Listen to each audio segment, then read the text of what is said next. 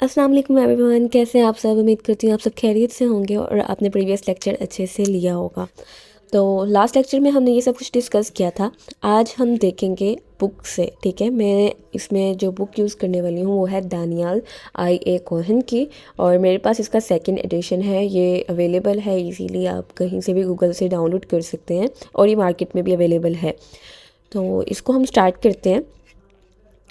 इसका जो second chapter है हम वहाँ से स्टार्ट करेंगे। फर्स्ट लेक्चर में जो फर्स्ट है चैप्टर उसमें उन्होंने बैकग्राउंड बताया हुआ है हमारे पास कि क्या बैकग्राउंड है, किस तरह ऑटोमेटा आई, किस तरह मैथ्स के प्रॉब्लम सॉल्व हुए, कौन कौन से साइंटिस्ट इन्वॉल्व थे, वो सब कुछ इसमें लिखा हुआ है। देन हमारे पास लैंग्वेजेस आती हैं। लैंग्वेजेस में हमने लेटर्स भी देख लिए थे, वर्ड्स भी देख लिए थे एंड सेंटेंसेस भी हमने देख लिए थे कि लेटर्स मिलके वर्ड्स बनाते हैं एंड वर्ड्स मिलके सेंटेंसेस बनाते हैं। एक इनमें पैरेललिज्म चल रहा होता है, that group of letters make up words and the group of words make up sentences. और यहाँ पर एक और वर्ड था कि not all collection of letters form a valid string and not all collection of words form a valid sentence. ये कुछ analogies आ जाती हैं कि अगर जैसे कि बेस ही ख़राब है तो आगे इमारत भी ख़राब ही बनेगी।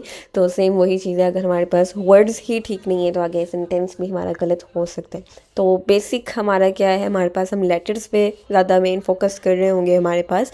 तो इधर हमारे पास कंप्यूटर लैंग्वेजेस बताई हुई हैं, जैसे कि हमारे पास 0 1 आ जाती है, हमारे पास बाइनरी लैंग्वेज हमारे पास है ना, मशीन लैंग्वेज। तो वो 1010 की स्ट्रिंग्स ले रही होती है, उसमें हमारी जो अल्फ़ाबेट्स हैं वो 0 एंड 1 होते हैं। इस तरह हमारे पास हम गो टू एंड इस तरह के वर्ड्स भी उसमें अल्फ़ाबेट्स के तौर पर इंट्रोड्यूस करवा सकते हैं। ये रिकॉग्नाइजेबल वर्ड्स हैं जो कि हमारा जो कंपाइलर है उनको रिकॉग्नाइज कर लेता है। कंपाइलर हमारे पास लेक्सिकल एनालाइज़र, ये सब चीज़ें जो हैं हम आगे डिस्कस करेंगे। आप लोग ये वर्ड्स देखोगे यहाँ पर, लेकिन हम इनका यूज़ आके देखेंगे। लेक्सिकल एनालाइज़र क्या होता है, वो ये बताता है बेसिकली हमें कि हमारे पास एक अगर स्ट्रिंग है, ठीक है, उसको हम किस तरह से, यानी कि जो मशीन है उसको किस तरह से ब्रेक डाउन करती है, उसकी टोकनिंग करती है एंड देन उसको इंटरप्रेट करती है, ठीक है। तो वो जो सारा प्रोसीजर है वो लेक्सिकल एनालाइज़र में आता है। इस वजह से मैंने आप लोगों को लास्ट लेक्चर में कहा था कि टोकनिंग हम बाद में डिस्कस करेंगे, अभी हम बेसिक देख रहे हैं। तो यहाँ पर मैं आप लोगों को कल बता चुकी थी हमारे पास अल्फ़ाबेट्स क्या होते हैं, लैंग्वेज किस तरह से बनती है। A certain specified set of strings of characters from the alphabet will be called the language, ठीक है। एंड देन हमारे पास वर्ड्स थे। वर्ड्स कौन से हैं जो कि परमिसिबल होते हैं लैंग्वेज के अंदर। हमने पढ़ा था कि हमारे पास स्ट्रिंग्स भी होती हैं और वर्ड्स भी होते हैं। Words, all words are string but not all strings are words. क्यों नहीं है?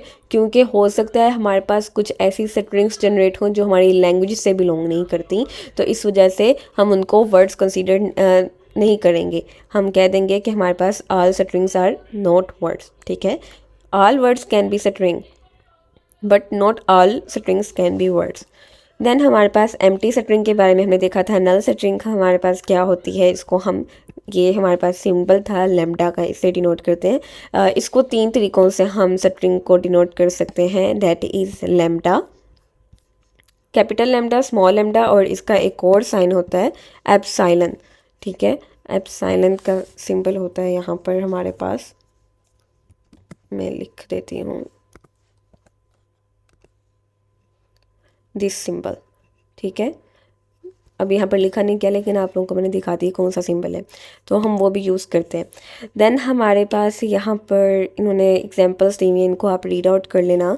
इंग्लिश वर्ड्स में मैंने आप लोगों को बता दिया था, इंग्लिश वर्ड हमारे पास एक स्टैंडर्ड डिक्शनरी होती है, उसमें सारे वर्ड्स लिखे होते हैं जो इन्वॉल्व होते हैं हमारे इंग्लिश में।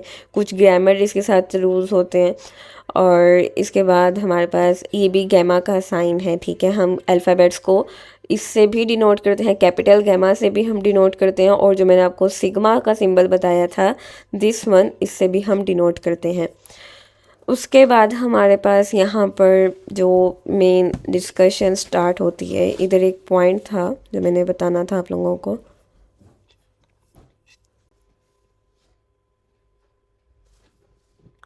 ये the set of rules can be of 2 kinds, ठीक है। मतलब कि हम जब रूल्स बनाते हैं इसके लिए, हम जब भी एक्सेप्टेबल, यहाँ से, to be an acceptable specification of a language a set of rules must be enable us to decide in a finite amount of time whether a given string of alphabet letter is or is not a word in the language.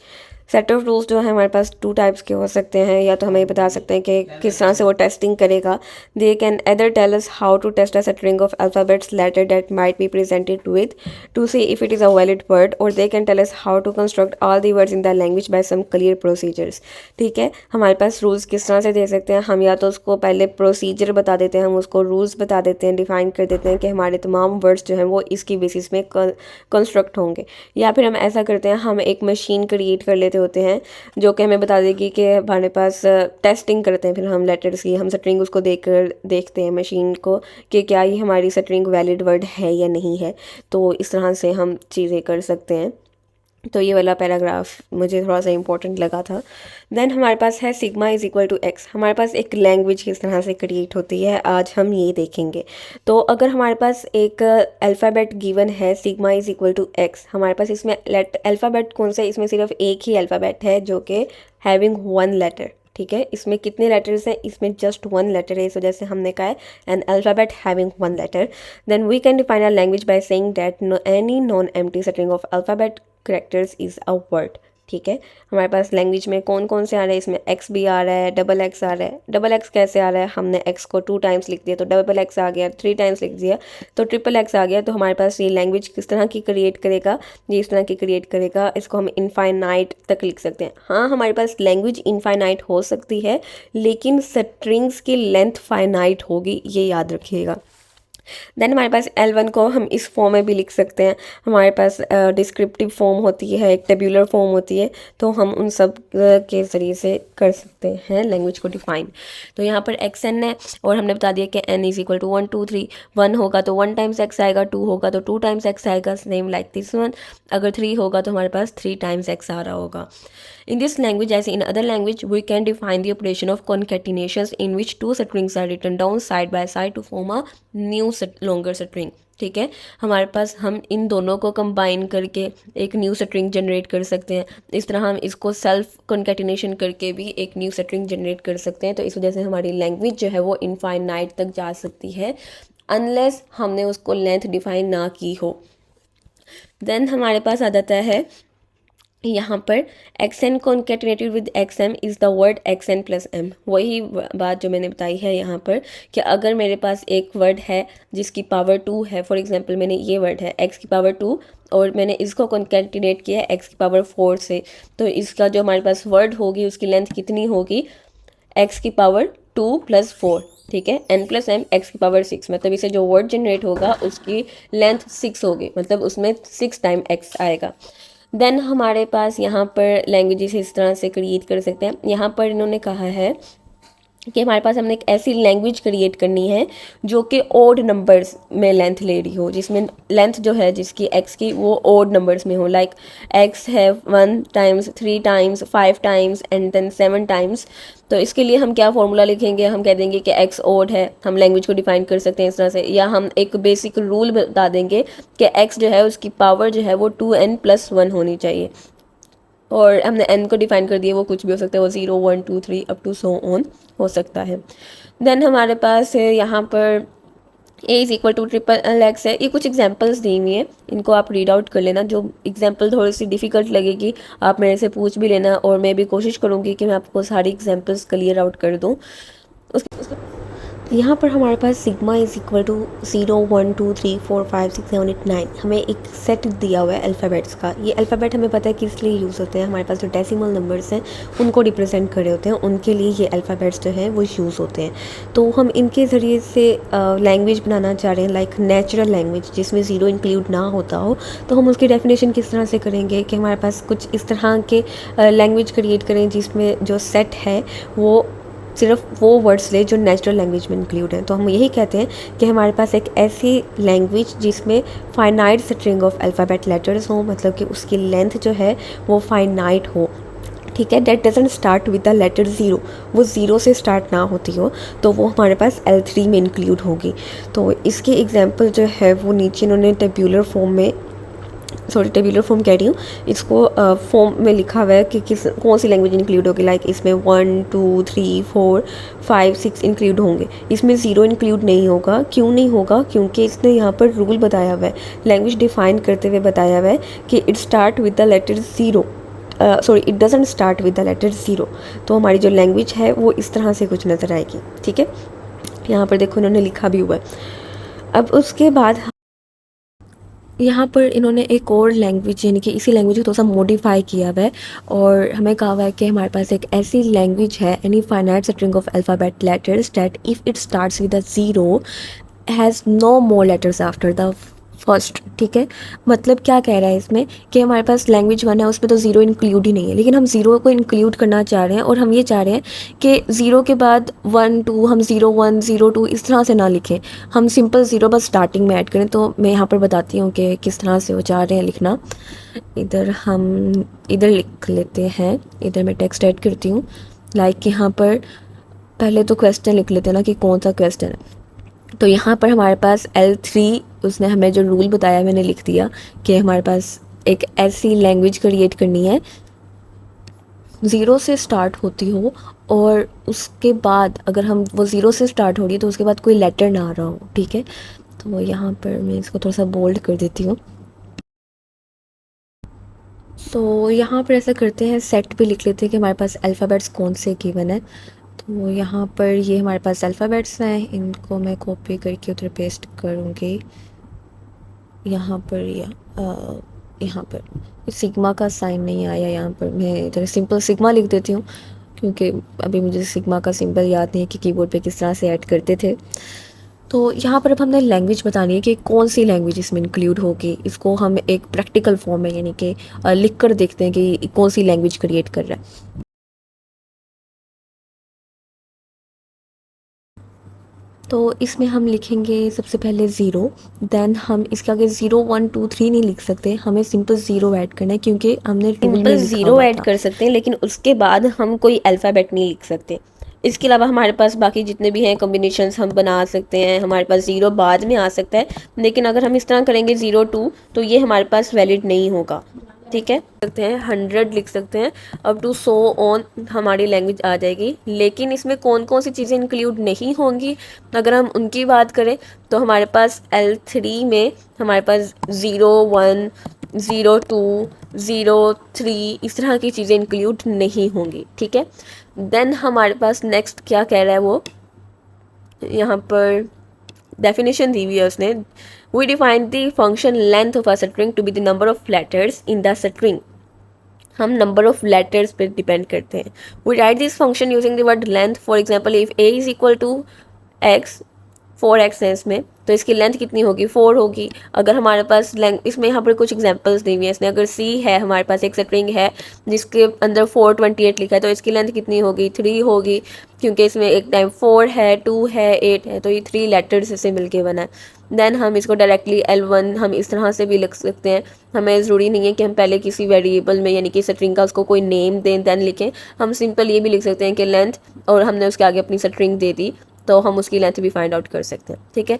Then हमारे पास length of lambda, empty string की length कितनी, मैंने आपसे कहा था जब मैं लेंथ बताऊंगी तो मैं आप लोगों को बताऊंगी कि नल की कितनी होती है, तो इसकी लेंथ जो है वो 0 होती है। तो अगर इसकी लेंथ 0 होती है तो हम इसको लैंग्वेज में क्यों ऐड करते हैं, इसकी तो लेंथ ही नहीं है, तो क्या मकसद है। तो ये लैंग्वेज में आएगी अगर हमारे पास सिंपल अगर कोई लैंग्वेज है जिसमें नल इंक्लूड है तो वो एक लैंग्वेज है। हम ये नहीं कहेंगे कि वो एक एम्प्टी लैंग्वेज है या वो नल लैंग्वेज है या वो कोई लैंग्वेज नहीं है, हम उसको ऐसा नहीं कहेंगे। हम कहेंगे कि वो एक ऐसी लैंग्वेज है जो कि सिर्फ नल स्ट्रिंग को इंक्लूड करती है, नल स्ट्रिंग एक्सेप्ट करती है, ठीक है। For any word W in any language if length W is equal to 0 then W is equal to lambda. अगर हमें कोई एक स्ट्रिंग दी हो या कोई वर्ड दिया हो ऐसी लैंग्वेज में जिसकी लेंथ 0 है तो हमारे पास ऑब्वियस ही बात है वो कौन सा वर्ड होगा, वो लैम्डा यानी कि एम्प्टी स्ट्रिंग होगी। देन हमारे पास इसने दोबारा उसको एक्सप्लेन किया हुआ है L3 any finite string of alphabet letters that if it has length more than 1 doesn't start with a 0, ठीक है। यही वाली बात इसने इसकी 3 डेफिनेशन कर दी हैं इस वाले सेट को डिफाइन करने के लिए। एक तो इसने ये वाली डेफिनेशन कर दी है कि हमारे पास कौन सा है कि 0 के बाद कोई भी लेटर नहीं आता होगा, या उसने ये कह दिया है कि अगर वो लेटर जो है वो 0 से ज़्यादा है, ठीक है, मतलब कि अगर उसकी लेंथ जो है वो 0 से ज़्यादा है तो वो 0 से स्टार्ट नहीं होता होगा, ठीक है। क्या है, अगर उसकी लेंथ 1 से ज़्यादा है। हमारे पास लेंथ 1 के कौन कौन से वर्ड्स हैं, हमारे पास 0 1 2 3 4 5 6 7 8 9 ये वाले आ जाएंगे। तो उसमें उसने कहा है कि अगर उसकी लेंथ 1 से ज़्यादा है तो वो 0 से स्टार्ट नहीं होंगे। This is not necessarily a better definition of L3, but it does illustrate that there are often different ways of specifying the same language. हम ये क्यों बता रहे हैं, हम इसमें सिंपली ये बताने की कोशिश कर रहे हैं कि एक लैंग्वेज को हम मल्टीपल वेज में भी डिफाइन कर सकते हैं। उसके बाद इसने कहा है कि हमारे पास लेकिन जो वे है बेहतर वो ये होना चाहिए कि उसमें कोई एम्बिग्यूटी क्रिएट ना होती हो, और इस एम्बिग्यूटी को अवॉइड करने के लिए हमें हमेशा केयरफुल रहना चाहिए। L3 above doesn't include null. Since we intended that the language should look like the integers, and there is no such thing an integer with no digits. On the other hand, we may wish to define a language like L1 but doesn't contain the null. अच्छा, अब इसमें ये कह रहा है कि हमारे पास L3 में कोई भी नल स्ट्रिंग इंक्लूड नहीं है। क्यों नहीं है? क्योंकि हमारे पास जो अल्फ़ाबेट्स या जो हमारे पास डेसिमल नंबर्स होते हैं उसमें हमारे पास ऐसी कोई भी स्ट्रिंग नहीं होती जिसके अंदर कोई डिजिट ना मौजूद हो। तो वो एक ऐसी लैंग्वेज क्रिएट कर रहा होता है जिसमें नल स्ट्रिंग इंक्लूड नहीं होती। तो यहाँ पर कुछ एग्जांपल्स है, अब आप लोग ये देख लीजिएगा। अच्छा, यहाँ पर एक कॉन्सेप्ट आता है पैलिंड्रोम वर्ड्स का। पैलिंड्रोम वर्ड्स हमारे पास कौन से होते हैं? पैलिंड्रोम वर्ड्स हमारे पास ऐसे वर्ड्स होते हैं जो उल्टा पढ़ो या सीधा पढ़ो मीनिंग सेम देते हैं, ठीक है। जैसे कि हमारे पास लेवल है, LEVEL, हमारे पास वो क्या करेगा, वो हमें एक सिंपल लैंग्वेज ही बना रहा होगा, ठीक है। यहाँ पर मैं लिख देती हूँ, नोट्स ऐड करती हूँ। जैसे कि हमारे पास पैलिंड्रोम वर्ड्स में कौन से आ जाएंगे, लाइक हमारे पास लेवल आ जाएगा, और इस तरह से हमारे पास डिफरेंट वर्ड्स आ जाते हैं लाइक पॉप, ठीक है। इसको हम रिवर्स ऑर्डर में भी पढ़ें तो हमारे पास सेम वर्ड जनरेट होता है। देन हमारे पास आ जाता है, यहाँ पर पैलिंड्रोम को हम किस तरह से डिफाइन कर सकते हैं, हम null string then all strings x such that reverse of x is equal to x, यानी कि उसको उल्टा भी पढ़ें तो सेम आना चाहिए। इसमें हमारे पास कौन कौन से वर्ड्स आ सकते हैं, हमारे पास इसमें तमाम वो वर्ड्स होंगे जिनको उल्टा पढ़ो या सीधा पढ़ो हमारे पास सेम आंसर आ रहा हो। अच्छा, यहाँ पर इसने बताया क्या कहा है, इस पैराग्राफ में इसने कहा है कि हमारे पास 2 वर्ड्स पैलिंड्रोम में अगर हैं तो अगर हम उनको कॉन्केटिनेट करें तो हो सकता है कि वो वर्ड पैलिंड्रोम से बिलोंग करे, और ये भी हो सकता है कि वो पैलिंड्रोम से बिलोंग ना करे। इसका क्या मतलब है? इसका मतलब ये है कि अगर मैं यहाँ से 2 वर्ड्स ऐसे चूज़ कर रही हूँ जो कि पैलिंड्रोम वर्ड्स हैं, ठीक है, ये तो पैलिंड्रोम वर्ड्स हैं, नोट्स में ही चले जाते हैं। तो यहाँ पर हमारे पास फॉर एग्जांपल एक वर्ड है ABA, देन हमारे पास है ABA, ठीक है, ABA है, इसको हमने और AA जो है ये हमारे पास दोनों क्या है, ये एक पैलिंड्रोम वर्ड्स हैं। इसको भी उल्टा करके पढ़ो तो भी सेम है, इसको भी उल्टा करके पढ़ो तो भी सेम है।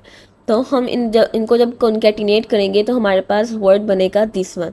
क्या ये एक पैलिंड्रोम वर्ड है? तो ये पैलिंड्रोम वर्ड नहीं है। अगर मैं इसको रिवर्स ऑर्डर में लिखूंगी, तो ये बनेगा AAABA, तो ये दोनों इक्वल नहीं है, तो ये पैलिंड्रोम वर्ड नहीं है। पैलिंड्रोम वर्ड अगर हमारे पास एक ऐसी स्ट्रिंग होती ABA देन ABABA, ठीक है, इसको जब मैं इन दोनों को कॉन्केटिनेट करती तो मेरे पास पैलिंड्रोम वर्ड बनना था ABA,